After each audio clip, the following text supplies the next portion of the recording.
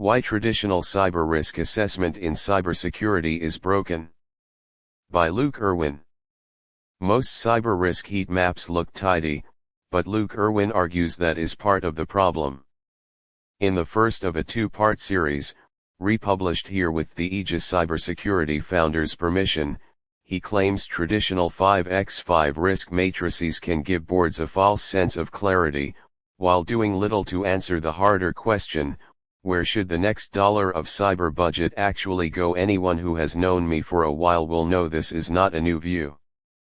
I have been consistently critical of the way many organizations assess cyber risk through traditional 5x5 risk matrices, and the more I work with boards, executives, and operational teams, the more convinced I become that this approach is not just limited, but fundamentally unhelpful for the kind of decisions leaders are actually trying to make. That is not to say risk management itself is the problem. It is not. The problem is that many organizations are still trying to force cybersecurity into frameworks and methods that were built for different categories of risk.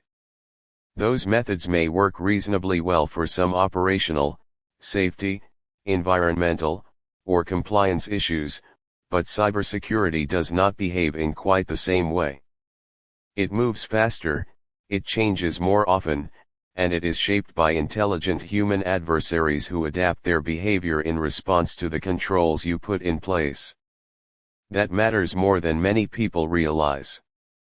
When an organization assesses the risk of fire, flood, equipment failure, or physical injury, it is generally looking at events that are not consciously trying to outmaneuver the control environment. Cybersecurity is different. Attacks are initiated. They are deliberate. They are targeted, opportunistic, automated, persistent, or some combination of all four. That means the way likelihood is considered in many traditional risk models does not translate neatly into the cyber context. And that is where the standard matrix starts to fall apart. Most enterprise risk matrices rely on broad planning horizons. Next quarter. Next year. The next 3 years. The next 5 years. That may be perfectly serviceable in a general enterprise risk context, but cyber risk rarely sits still long enough to be comfortably viewed through those lenses alone. In cybersecurity, the timeline that matters is often much shorter and much sharper. Today matters. This week matters. This month matters. Sometimes the difference between a manageable event and a serious incident is not the next budget cycle, but whether the right decision was made within a matter of hours. Trying to compress that kind of risk into a colored square on a heat map often produces something that looks neat, board-friendly, and reassuringly familiar, but tells you very little of practical value, and is not much more than security theater. That becomes obvious the moment you ask a room full of security professionals to assess the same risk. It is not uncommon to see a spread of views, not because the people in the room are incapable, but because qualitative scoring leaves a great deal open to interpretation. One person is weighting industry threat activity more heavily. Another is thinking about the maturity of the internal environment. Another is focusing on recoverability. Someone else is thinking about regulatory or reputational consequences. The matrix suggests precision, but what it often delivers is structured subjectivity. The next issue is prioritization, and this is where the practical weakness of the model really starts to show. If you have 5 cyber risks sitting in the top right-hand corner of a 5x5 matrix, all rated as highly likely and critical impact, what exactly have you learned? You know they are all bad. Fine. You probably knew that before the workshop started. What you do not know is which one is worse in financial terms, which one is more probable in the period that matters, which one is most effectively reduced through available controls, and which one deserves the next dollar of budget. If everything serious ends up in the same part of the grid, the matrix may be giving you categorization, but it is not really giving you prioritization. That distinction matters because organizations do not have unlimited money, unlimited people, or unlimited time. Leaders are constantly making trade-offs. They are deciding what gets funded now, what gets deferred, what gets accepted, and what gets transferred through insurance or contractual mechanisms. A model that tells you several things are all equally red is not giving you enough to make those trade-offs well. It gets more complicated again when you start looking at controls.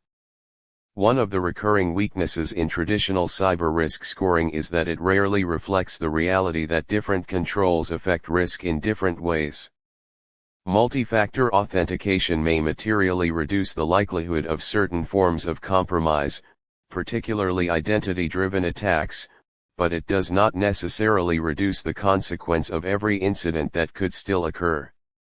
Encryption can reduce the severity of harm in some data exposure scenarios, but it does not stop somebody attempting the attack in the first place. Monitoring and detection may not reduce the chance of initial compromise at all, but they can reduce dwell time, contain spread, and limit downstream loss. Good backups may do little to prevent a ransomware event from starting, but they can make an enormous difference to the cost and duration of recovery. These distinctions are not academic. They are exactly the kinds of distinctions boards and executives should care about, because they go directly to the question of what a given investment is actually buying the organization. Unfortunately, once those nuances are forced back into a basic before and after risk score, much of that value disappears into simplification. And that is the deeper problem. The 5x5 model creates the appearance of discipline without necessarily improving the quality of the decision. It gives organizations a process. It gives them a chart. It gives them a workshop output. It gives them a board slide. What it does not reliably give them is a defensible answer to the questions that matter most. What is this actually likely to cost us? How likely is it really? What will make the biggest difference? Where should we spend next? What can we safely defer? What causes the least harm if budget gets cut? Those are business questions. They require more than a color. That is why I remain so critical of the 5x5 approach in cyber. It gives many organizations the impression that they are measuring risk well, when in reality they are often just labeling uncertainty in a more colorful way. It is familiar, simple to facilitate, easy to present, and rarely challenges anyone too hard. In many cases, it supports governance theater more than it supports meaningful prioritization. That may be good enough for some categories of enterprise risk. It is not good enough for cybersecurity.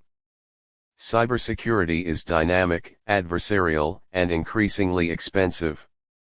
It is shaped by intent, capability, targeting, exposure, control maturity, response speed, and recovery capability.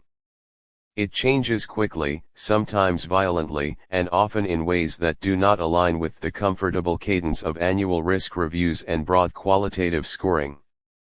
So when I say traditional cyber risk assessment is broken, this is what I mean.